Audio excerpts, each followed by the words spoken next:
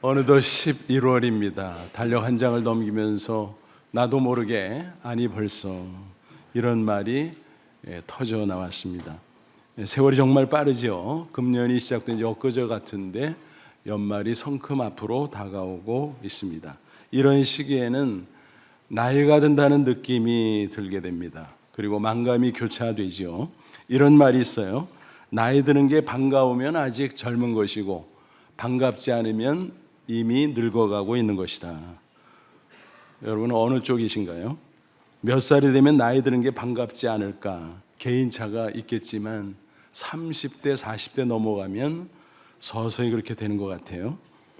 한 번은 제 딸이 대뜸 이런 말을 했습니다. 아빠, 내가 벌써 38이야. 내일 모레면 40이란 말이야. 어휴. 그 말을 듣고 제가 가소로워서 이렇게 대꾸했습니다. 늙은 아빠 앞에서 뭔 소리냐.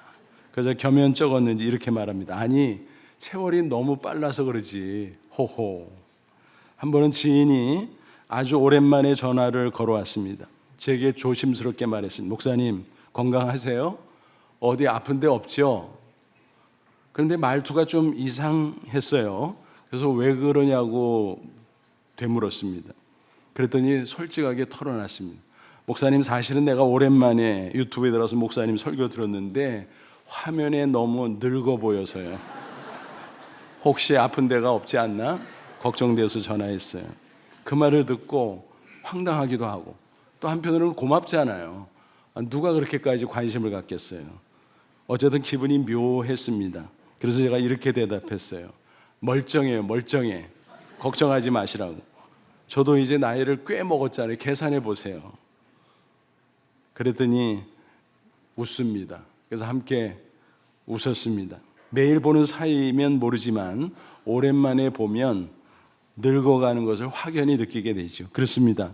우리는 너나 할 것 없이 모두 늙어갑니다. 누구에게나 늙는 것은 그리 유쾌한 일은 아닐 것입니다. 육체가 쇠약해지고 내가 가지고 있었던 것이 하나하나 상실해 가기 때문입니다. 하지만 다른 관점에서 보면 유쾌한 일도 있습니다. 영적으로 점점 더 하나님 앞에 가까워집니다. 또 영원한 본향 천국으로 다가가고 있는 것입니다. 오늘 본문 성경은 바로 그런 내용을 기록하고 있습니다. 사도 바울이 말합니다. 육체는 나이 들수록 쇠약해진다, 추해진다. 하지만 우리 영혼은 날마다 새로워진다라는 것입니다. 비유해서 표현하면 우리 인생에 나이테가 있다고 가정할 때 육체의 나이테는 거칠어질지 모르지만 영혼의 나이테는 아름답고 고운 모습일 수 있다라는 것입니다. 그런 점에서 바울은 나이 드는 거 결코 불쾌한 일이 아니야. 유쾌할 수도 있어 라고 말씀하고 있습니다.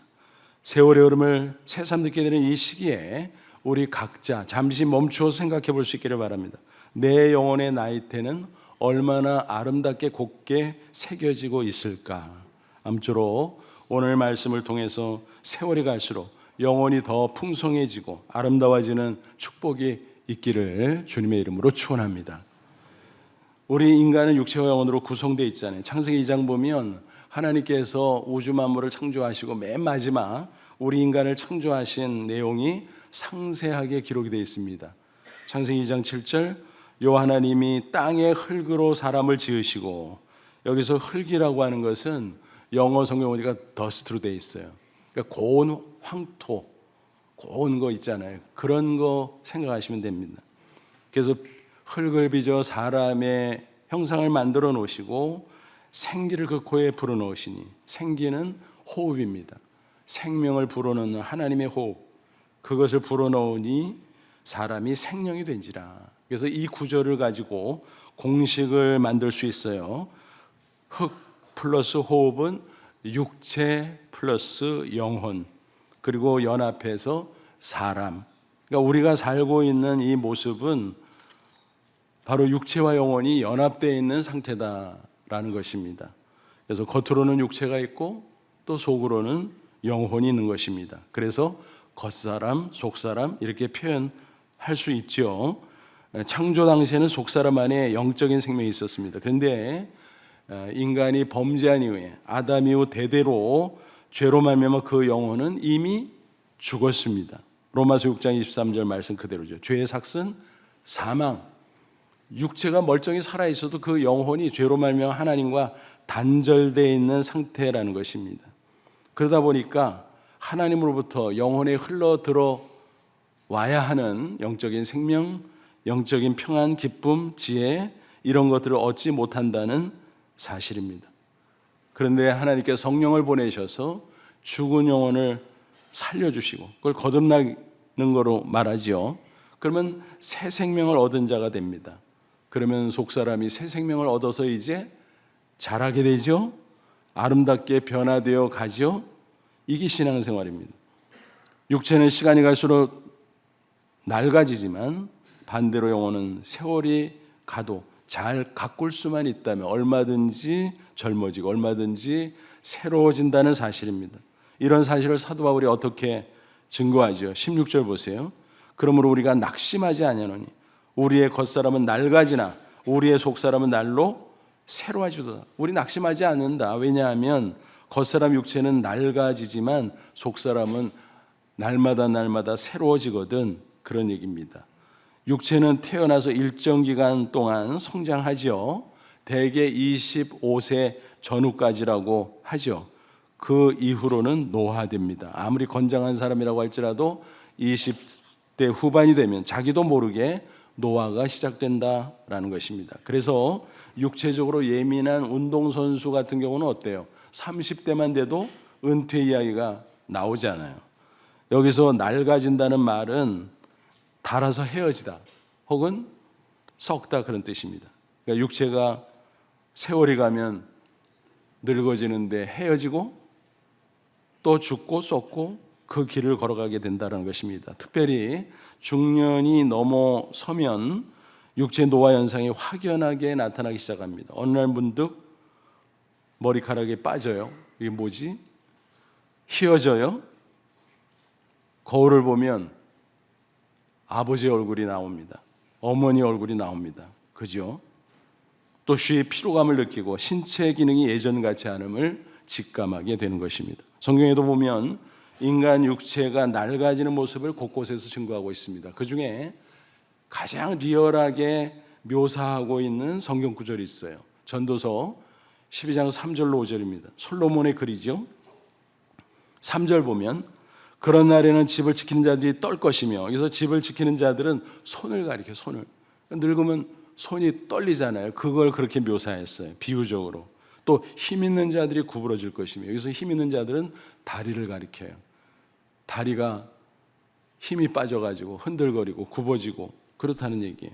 맷돌질하는 자들이 적음으로 그칠 것이며, 맷돌질 어느 게 해요? 이 치아를 가리킵니다. 그래서 치아가 막 빠지니까 적어서 씹기가 어렵다, 뭐 이런 뜻이죠. 창들로 내다보는 자가 어두워질 것이며, 이건 뭐예요? 눈이죠. 눈이 늙어지면 어두워진다, 흐려진다라는 것입니다. 또 4절 보면 길거리 문들이 닫혀질 것이며, 이 문은 귀를 가리킵니다. 귀. 그죠? 귀가 청각 점점 흐려지는 것을 의미하고 있습니다. 또 맷돌 소리가 적어지고, 앞에도 나왔었죠. 맷돌 소리가 적어지고 이빨이 다 빠져가지고 씹는 소리조차 들리지가 않는다라는 것입니다. 요즘 같으면 임플란트라도 하고 사는데 고대는 그런 게 없잖아요. 또 새의 소리로 말미암아 일어날 것이며, 새가 짹짹대면 뭐 큰 소리도 아닌데 그 소리에 잠이 일찍 깨버린다라는 거죠. 음악하는 여자들은 다 쇠하실 거예요. 음악하는 여자는 뭐를 가리킬까요? 성대를 가리킵니다. 그러니까 이렇게 하나하나 묘사하는데, 야, 맞아 그렇게 늙어가지. 5절 또한 그런 자들은 높은 곳을 두려워할 거예요. 그런 자들은 노인을 가리키죠.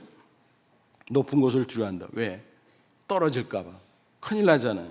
또 길에서는 놀랄 것이며 조심조심 가지요. 넘어질까 봐, 자빠질까 봐. 특별히 추울 때 빙판길에 넘어지면 큰일 나잖아요. 또 살구나무가 꽃이 필 것이며, 이건 뭘까요? 살구나무는 봉우리가 졌을 때는 분홍빛이라 그래요. 근데 개화가 되고 떨어질 즈음에는 하얗게 변한대요. 이건 뭐예요? 머리가 휘어지는 것을 가리키죠. 또 메뚜기도 짐이 될 것이며. 야, 이것도 표현이 아주 기가 막히죠. 메뚜기가 무슨 무게랄 게 있어요? 그런데 메뚜기가 짐이 된다. 그만큼 쇠약해진다는 것이죠. 또 정욕에 그치리니 의욕 자체가 없어. 매사에. 이는 사람이 자기의 영원한 집으로 돌아가고 조문객들이 거리로 왕래하게 될 것이다. 죽는다는 얘기죠. 그러면 초상이 나면 조문객들이 올 거 아니에요? 이게 바로 노년의 모습이다 라고 하는 것입니다. 참 이런 구구절절을 보면 재미는 있는데 다른 한편은 어때요? 씁쓸하죠. 맞아. 사람이 늙어가면 그렇게 되지. 그렇습니다. 이와 같이 육체가 낡아지니까 자연히 외모나 건강에 신경을 쓸 수밖에 없어요. 요즘 고령화 시대에 특별히 노화 방제, 안티에이징을 위한 식품, 약품, 화장품 등등 인기가 있잖아요. 많은 사람이 늙지 않으려고 애를 쓰게 됩니다. 하지만 아무리 그런다고 해도 세월이 흐르는 것을 막을 장사는 아무도 없다라는 것입니다. 따라서 육체의 낡아짐을 그대로 인정하고 그대로 받아들이는 게 좋습니다. 성경은 육체를 부정적으로 말하거나 죄악시하지 않습니다. 하나님의 창조물이거든요. 하나님의 선물이거든요. 그러므로 건강관리를 잘하고 최대한 외모를 아름답게 관리하는 것, 그것은 우리의 권리이기도 하고 책임이기도 합니다. 하지만 그게 전부가 아니라는 사실은 꼭 기억해야 합니다. 그것만을 전부로 알고 살다 오히려 낙심하게 되죠. 때로는 울적하게 되죠. 너무 육체의 낡아짐의 마음을 뺏기지 마시기 바랍니다. 그것은 주목 대상이 아니에요. 18절 보세요. 우리가 주목하는 것은 보이는 것이 아니요 보이지 않는 것이니 보이는 것은 잠깐이요 보이지 않는 것은 영원함이라. 여기서 주목하다라는 말은 헬라어 원어로 스코페오라는 단어예요. 이 말은 명사 스코포스에서 나와요. 스코포스는 목표라는 말이에요. 목표. 그러니까 어떤 뜻인가 하면 목표물을 뚫어지게 바라보다, 응시하다, 그런 뜻입니다. 그러니까 낡아지는 겉사람 육체를 너무 뚫어지게 보지 마라. 거기에 집중하지 마라. 그러면 시선 뺏기고 그러면 마음 흔들리고 그래서 낙심되고 울적하고 그렇게 된다라는 것입니다. 오히려 보이지 않는 속사람에게 주목하라, 그런 말씀입니다. 더 나아가서는 보이지 않는 천국을 바라보라라는 것입니다. 그렇습니다. 인간의 핵심 가치는 영혼에 있습니다. 물론 육체도 귀하지, 이미 말씀드렸잖아요.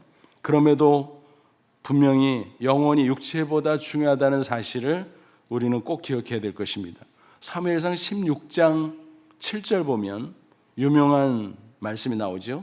사무엘이 하나님의 지시에 따라서 다윗의 아버지 이새의 집을 방문합니다. 왜냐하면 사울왕이 너무 완고해서 하나님께서 그를 폐위시킵니다. 그리고 차기 왕을 예비하죠.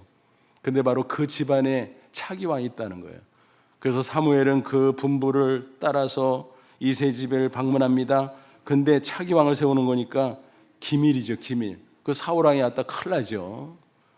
그러니까 사울왕이 알면 안 되니까 은밀하게 잔치하는 것처럼, 제사하는 것처럼 그렇게 해서 집안 식구들이 다 모였습니다. 그래서 장남부터 선을 보이는 거예요. 딱 사무엘 앞에 나오는데 야, 잘났다 잘났어. 그래가지고 사무엘이 감동을 받고 기름을 딱 부으려고 하는데 하나님이 잠깐, 아니거든, 그때 하신 말씀이에요. 사무엘상 16장 7절 여호와께서 사무엘이 이르시되 그의 용모와 키를 보지 말라. 내가 이미 그를 버렸노라. 내가 보는 것은 사람과 같지 아니하니 사람은 외모를 보거니와 나 여호와는 중심을 보느니라. 외모, 겉사람이죠. 중심, 속사람이죠. 그냥 하나님은 겉사람보다 속사람을 더 중요시한다는 것입니다. 그래서 장남 탈락, 차남 들이대니까 야, 차남이 더 잘났네, 기름 불러니까 하나님이 아니라는 거예요. 탈락 다 탈락. 누구도 없어. 들판에서 막내가 양떼 돌보고 있는데 빨리 데려와. 그 사람이 누구예요? 다윗이죠. 그래서 다윗에게 기름을 붓습니다. 꼬마에 불과하지만 그 영혼이 하나님 마음에 꼭 들었다라고 하는 것입니다. 그래서 영혼이 더 중요한 것입니다. 육체는 뭔가요? 중요하긴 하지만 영혼을 담는 그릇이라는 사실입니다. 그릇보다 중요한 게 뭐예요? 내용물이죠. 예를 들어서 금그릇이라도 오물 담아주면 받으시겠어요? 아유, 오물 제거하고 받을래요. 그렇게 대답하지 마시고 똑같은 그릇이라도 내용물에 따라 다르죠. 밥그릇, 국그릇, 반찬그릇 등등. 똑같은 상자라도 내용물에 따라 달라져요. 보물상자, 쓰레기상자. 그러니까 내용물이 중요한 거예요. 육체도 중요하지만 그 안에 담겨있는 영혼이 아주 중요하다는 말씀을 드린 것입니다. 감사한 것은 우리 육체는 낡아지지만 우리의 속사람 영혼은 날로 날로 새로워질 수 있다는 사실입니다. 그러므로 세월이 흘러가도 잘 할 수만 있다면 영혼은 더 풍성해질 수 있을 것입니다. 더 새로워질 수 있을 것입니다. 따라서 우리는 영혼에 깊은 관심을 가지고 살아야 됩니다. 그게 신앙생활이잖아요. 신실한 신앙인은 한결같이 영혼에 큰 관심을 두고 살았어요. 사도 바울 자신도 그랬어요. 특히 성도들을 지도할 때 그 원칙을 지켰어요. 복음을 전할 때 얼마나 어려워요. 근데 복음 전해서 예수 믿고 구원받고 그래도 말씀으로 양육해야 되잖아요. 그리고 변화시켜야 되잖아요. 그게 쉽지 않죠. 그래서 성도를 향해서 그는 이렇게 말합니다.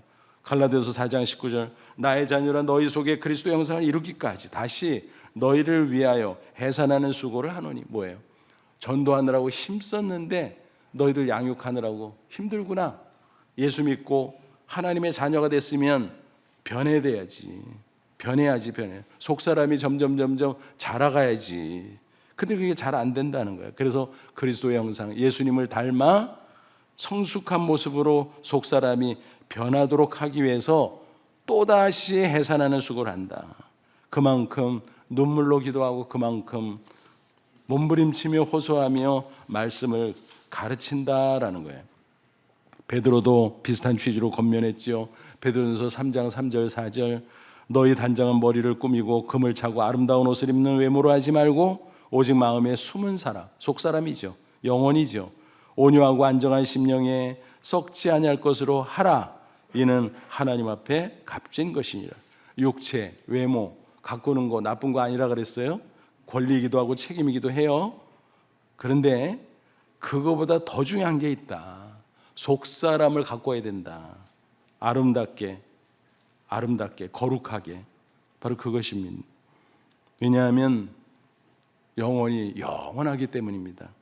하나님이 귀시 보는 것이기 때문에 그렇습니다. 비록 우리 육체가 낡아져도 영혼이 이렇게 새로워지면 너무너무 좋은 것입니다. 본문에서 강조하고 있죠. 18절 보시면 우리가 주목하는 것은 보이는 것이 아니요 보이지 않는 것이니 보이는 것은 잠깐이요 보이지 않는 것은 영원함이라. 뭐예요?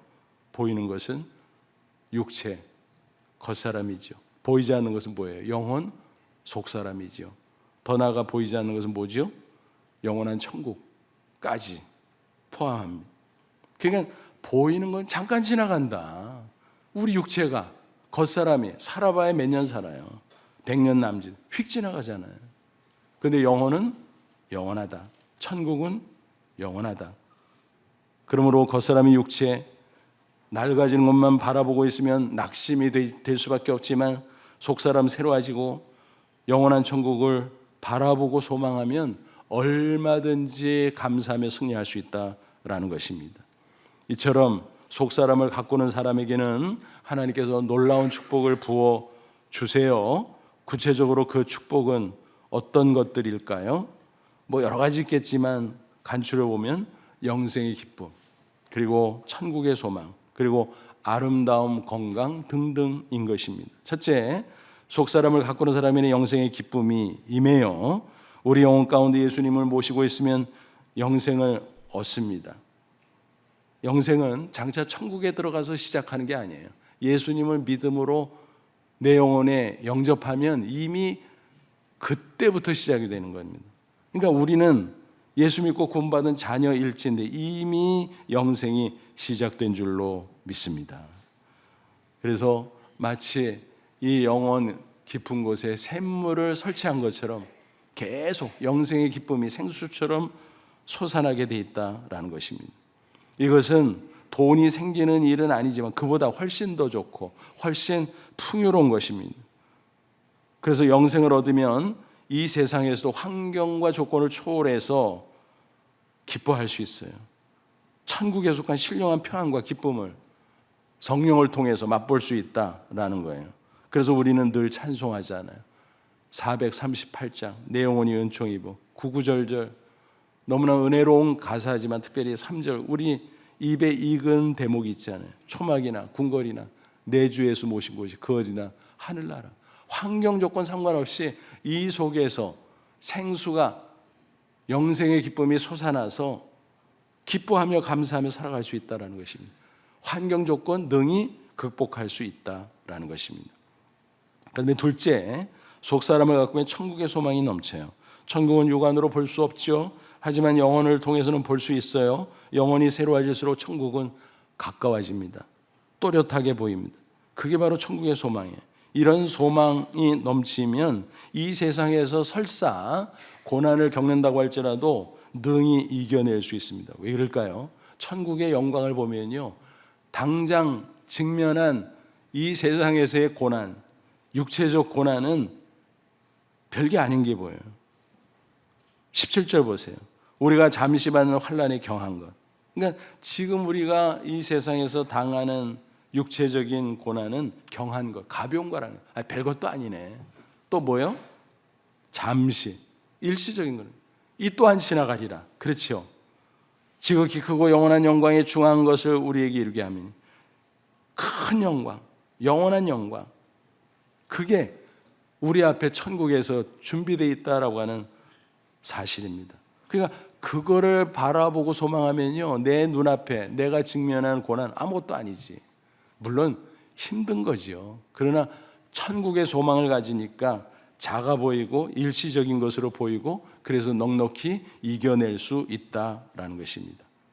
그러니까 속사람을 가꾸면 이렇게 좋은 천국의 소망이 넘치는 것입니다. 셋째, 속사람을 가꾸면 아름다움과 건강을 얻을 수가 있어요. 영혼이 새로워지면은 그것이 육체에도 영향을 주지요.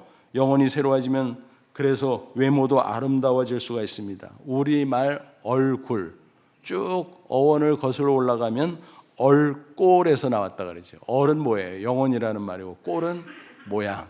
그러니까 영혼의 상태가 배어 나와서 얼굴에 드러나게 된다라는 거죠. 그래서 겉보라니라 그러죠. 얼굴 보면 그 속까지 들여다볼 수 있다라는 거죠. 우리 영혼이 기쁨으로 가득하면 외모가 좋아질 수 있다는 것입니다. 그래서 나이 들어도 아이고 보기 좋게 늙으셨네요, 이런 말을 들을 수 있는 것입니다. 여러분 20세기의 대표적인 여배우 중에 오드리 헵번을 기억하시죠? 그의 젊은 날의 모습은 정말 아름답죠, 당연히. 그런데 세계인이 기억하는 또 다른 아름다움은 노년의 모습입니다. 유니세프 친선대사로 세계 구석구석을 찾아다니며 구호활동을 벌였어요. 전쟁과 전염병으로 고통받는 아이들과 눈을 맞추고 슬픔을 나누고 위로하고 상처를 치유해주고 이런 일에 헌신했다라는 것입니다. 병환으로 고생할 때도 여전히 그는 구호활동을 벌였습니다. 때때로 감동적인 메시지도 전했습니다. 그의 노년의 모습은 속사람의 아름다움에서 풍겨 나오는 것이었습니다. 그가 평소 즐겨 애송했고 또 임종이 가까워질 때 자녀들에게 들려주었던 시, 그 시를 보면 그가 왜 아름다운지 이유를 알 수가 있습니다. 본인의 시는 아니고 샘 레벤손이라는 사람의 시인데 제목은 세월이 증명한 아름다움의 비결, 이런 시입니다. 전체는 좀 길기 때문에 중략해서 중요한 부분만 소개해드리죠. 매혹적인 입술을 원한다면 친절한 말을 하라. 사랑스러운 눈을 원한다면 다른 사람의 좋은 점을 보라. 아름다운 머리카락을 원한다면 하루에 한 번 어린아이의 손가락이 당신의 머리카락 쓰다듬게 하라. 나이가 들어가며 당신은 두 손이 있다는 것을 깨닫게 될 것이다. 한 손은 자신을 돕기 위한 것이고 다른 한 손은 다른 사람들을 돕기 위한 것이다. 여인의 아름다움은 입고 있는 옷이나 가진 생김새나 빗질한 머리 모양에 있는 것이 아니다. 여인의 아름다움은 눈에서 보아야 한다. 눈은 마음의 통로이며 사랑이 깃든 곳이기 때문이다. 여인의 아름다움은 얼굴에 있는 것이 아니다. 여인의 진정한 아름다움은 그 영혼에 투영되는 것이다. 그건 그녀가 사랑으로 베푸는 보살핌이고 그녀가 보여주는 열정이며 여인의 아름다움은 세월과 함께 자라날 뿐이다. 나이가 들수록 겉사람 육체는 낡아지지만 속사람 영혼은 점점 아름다워진다. 그 아름다움이 그에게 나타났다는 것입니다. 흔히 자주 분노하는 사람은 어때? 인상이 험해지죠. 화내고 짜증내고 그러면 인상이 험해져요. 왜 그런가 하면 찡그릴 때 안면 근육이 72개가 움직인다 그래요. 반면에 미소를 지으면 안면 근육이 14개가 움직인다고 해요. 어느 자료를 보니까. 그리고 서로 다른 근육들이 움직인대요. 그래서 웃으면 주름이 덜 생긴대요. 그래도 안 웃으시네요. 좋은 건데. 생겨도 곱게 생긴다는 것입니다. 반면에 분노하고 짜증내면 어떻게 되겠어요? 주름이 더 많이 생기고 생겨도 안 좋게 생길 수 있다는 것입니다. 오랜 세월을 거치면서 인상이 달라진다는 것입니다. 그러니까 영혼의 평안과 기쁨이 있으면 당연히 얼굴이 좋을 수밖에 없는 겁니다. 건강의 문제도 마찬가지. 물론 유전적인 요인이나 환경적인 요인 등등 있기 때문에 함부로 말할 수는 없죠. 그러나 보편적으로 영혼의 상태가 육체의 건강에 영향을 끼친다는 것은 분명한 사실입니다. 잠언 17장 22절은 증거합니다. 마음의 즐거움은 양약이라도 보약이래요. 심령의 근심은 뼈를 마르게 하느니라. 뭐예요? 속사람이 영생의 기쁨으로 충만하면 보약 먹는 것보다 훨씬 낫다는 것입니다. 그런데 보약 먹으면서도 근심하면 소용없다. 심지어는 병 생긴다. 그런 얘기예요. 그러니까 정말 속사람을 가꾸는 게 이렇게 귀하구나. 우리도 속사람 가꿔야 되겠네. 잘 가꿔야 되겠어. 그런 생각 드시죠?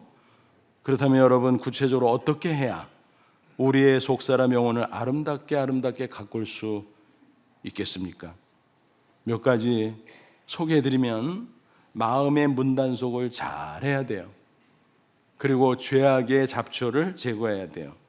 그리고 가장 중요한 거 말씀과 기도로 성령 충만함을 받고 또 그거를 계속 유지해야 되는 것입니다. 첫째, 마음의 문단속을 잘해야 돼요. 여러분 외부로부터 끊임없이 우리 마음에 나쁜 것들이 밀고 들어와요. 그래서 우리가 뭘 보면 눈을 통해서 마음의 문으로 다가와요. 마음을 열면 그게 들어오는 것입니다. 좋은 거면 받아들이지만 나쁜 거는 받아들이면 안 된다는 거죠. 예를 들어서 이런 예를 들고 우리가 집안에 있는데 문을 열어요? 함부로? 아니죠. 벨이 울리면 신원을 확인하죠. 누구세요? 그러면 뭐라 그러면 그렇군요. 나에게 유익한 사람이면 문을 열고 받아들이죠. 근데 아니야. 누구인지 잘 몰라. 예감 이상해. 절대로 문을 안 열죠. 마찬가지. 우리 마음속에 좋은 것들만 받아들여야 된다는 것입니다. 사랑과 용서와 섬김과 등등. 반면에 미움, 질투, 의심, 교만, 불안 이렇게 무익하고 악한 것들은 절대로 마음 문을 열고 받아들이면 안 된다는 것입니다. 그럴 때 우리의 속사람을 순결하게 지켜낼 수가 없는 것입니다. 그래서 우리가 문단속 잘해야 돼요. 그래서 좋은 거 받아들이고 나쁜 거는 막고 그럴 때 우리는 순결하게 우리 속사람을 잘 가꿀 수가 있다는 것입니다. 둘째, 죄악의 잡초를 제거해야 돼요. 우리가 믿음으로 의인되고 하나님의 자녀가 돼도 그것은 신분적 차원이고 여전히 육체를 가지고 있는 한 죄성이 남아있음을 우리는 알아야 됩니다. 당장 천사가 되는 게 아니에요. 그래서 밖에서 밀고 들어오는 나쁜 것을 막아내는 것도, 단속하는 것도 중요하지만 이 속에서 돋아나는 죄악의 잡초, 그걸 잘 찾아내고 그것을 즉시 제거하는 것이 중요하다라는 것입니다. 농사하는 분들의 말을 들어보면 이렇죠. 5월 같은 때는 너무 바쁘고 너무 힘들다는 거예요. 그래서 왜 그러냐 그러니까 딴 거보다도 잡초 뽑느라 그런대요. 잡초는 심지도 않은데 어떻게 이렇게 잘 돋아나는지, 무성하게 자라는지. 그래서 잡초를 다 이렇게 뽑으면 돌아서서 또 뽑고 다시 돌아서면 자라 있다는 거예요. 좀 과장했겠지만 그렇게 잘 자란다는 거예요. 잡초는. 여러분, 우리 인간의 마음이 그래요. 이 속에서 계속 죄악의 잡초가 자라고 또 자라고, 뽑아도 또 자라고, 언제까지요? 죽기 직전까지 육체를 가지고 사는 한. 그러므로 죄악의 잡초가 있는가 잘 보고 발견할 때마다 즉시 제거하는 것이 중요하다. 그럴 때 우리의 속사람을 깨끗하게 유지하고 가꿀 수가 있다는 것입니다. 셋째, 기도와 말씀으로 성령 충만을 받고 또 유지해야 하는 것입니다. 마음의 문을 관리하고, 문단속이죠. 또 죄악의 잡초를 제거하는 것. 이게 중요하지만 어디까지나 소극적인 거예요. 이런 말 있잖아요, 여러분. 최선의 방어는 뭐예요? 공격이다. 그래서 신앙도 공격적으로 해야 됩니다. 막 싸우려는 게 아니라 죄악을 막아냄과 동시에 적극적으로 하나님의 은혜를 입어야 된다라는 거예요. 성령 충만할 때 하나님의 은혜로 우리가 충만해지고, 그러면 세상의 죄악이 우리를 향해 오다가 감히 들어오려고 하지 못합니다. 엄습하지 못합니다. 우리가 말씀과 기도로 하나님과 꾸준히 교제할 때 성령 충만을 받지요. 성령께서 우리의 지정의 모든 인격을 다스리고 이끌어 줍니다. 그렇게 계속 살다 보면 어때요? 우리의 성품이 변해요. 예수님을 닮은 성품, 그게 성령의 열매예요. 갈라디아서 5장 22절 23절 9가지 열매 있잖아요. 사랑과 희락과 화평과 오래 참은 자비, 양성, 충성, 온유, 절제. 9가지 각각 다른 것 같지만 사실은 하나죠. 한 묶음이죠. 예수님의 성품에 있는 특징들입니다. 그러니까 성령 충만하면 성령의 이끄심에 따라 우리가 살아가게 되고, 그러면 점점 거룩하게 성화되는데 예수님의 성품을 닮아 가는 방향이다라는 것입니다.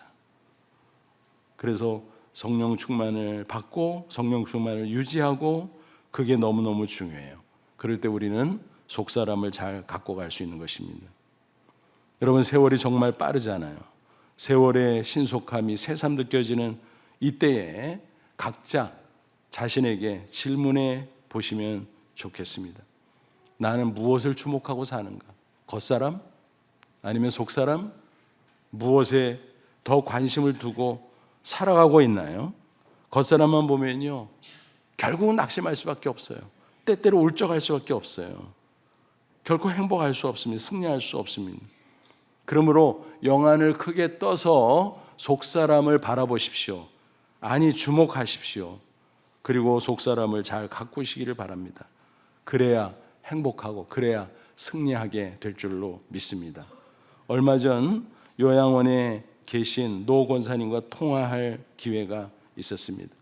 이런저런 얘기를 하는데 권사님이 불쑥 이런 말씀을 하시는 거예요. 목사님, 내가 언제 이렇게 늙었는지 모르겠어. 슬픈 목소리였습니다. 학창시절이 엊그제 같은데 내가 그때는 공부를 꽤 잘했거든. 그리고 급장도 했어. 급장. 옛날에 반장을 급장이라고 그랬잖아요.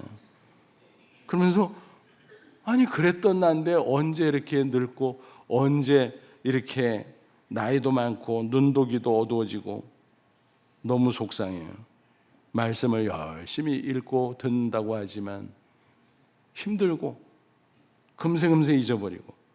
그 어르신은 요양원에서도 예배드리지만은 우리 교회 온라인 예배 시간 맞춰서 새벽까지 다 그렇게 드리는 분이거든요. 그러니까 얼마나 말씀을 열심히 들으시는 분이에요.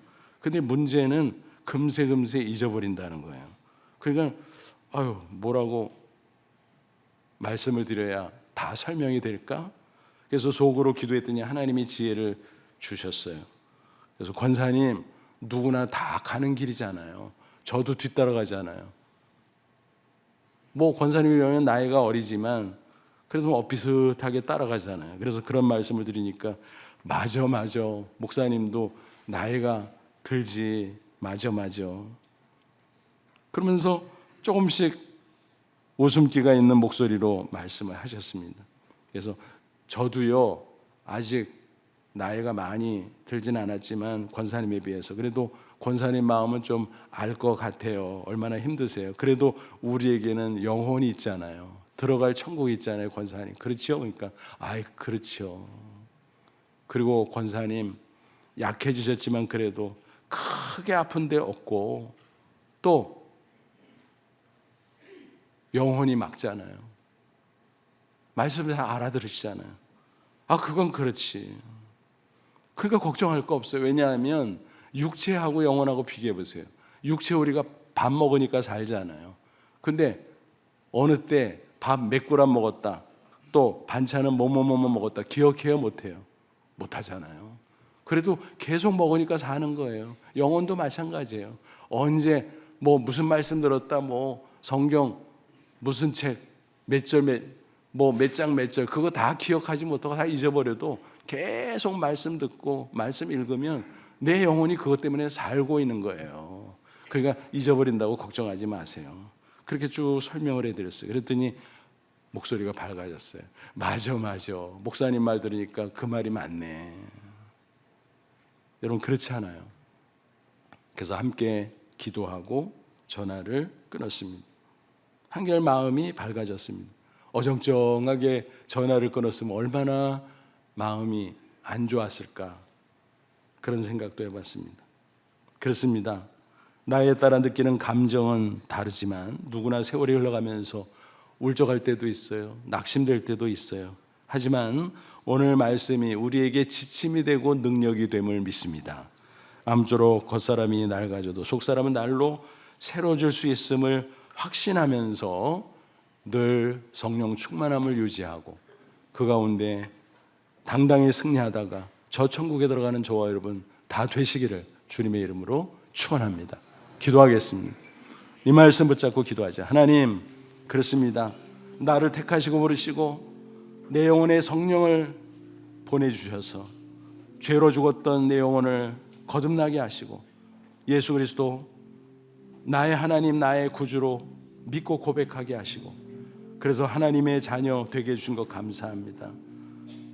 겉사람은 세월이 가면서 낡아질 수밖에 없지만 속사람 날로 새롭게 해주심을 감사합니다. 이 진리를 붙잡게 하옵소서. 결단코 세상 바라보고 겉사람 바라보고 낙심하는 일이 없도록 도와주시고 속사람 바라보고 저 천국을 바라봄으로 늘 성령 충만한 가운데 당당하게 또 승리하는 저희들이 되게 하옵소서. 우리 다 같이 간절한 마음으로 기도합니다. 하나님 아버지는 와서 진심으로 감사합니다. 저희를 택하시고 부르시고 예수 믿고 구원받게 해주신 것 감사합니다. 우리의 속사람 영혼을 새 생명으로 거듭나게 하시고 날로 새롭게 해주심을 진심으로 감사합니다. 우리가 겉사람만 보다가 낙심하지 않게 해주시고 속사람 영혼을 바라보며 말씀과 기도 가운데 잘 가꿀 수 있도록 도와주옵소서. 그래서 성령 충만케 하셔서 늘 감사 기쁨이 넘치고 고난이 닥쳐도 넉넉히 승리하게 하시고 저 천국을 소망하며 살아갈 수 있도록 도와주옵소서. 그래서 남은 생에 당당히 승리하다 저 천국에 할렐루야 찬송하며 들어가는 저희들 다 되게 해 주옵소서. 예수님의 이름으로 기도하옵나이다. 아멘.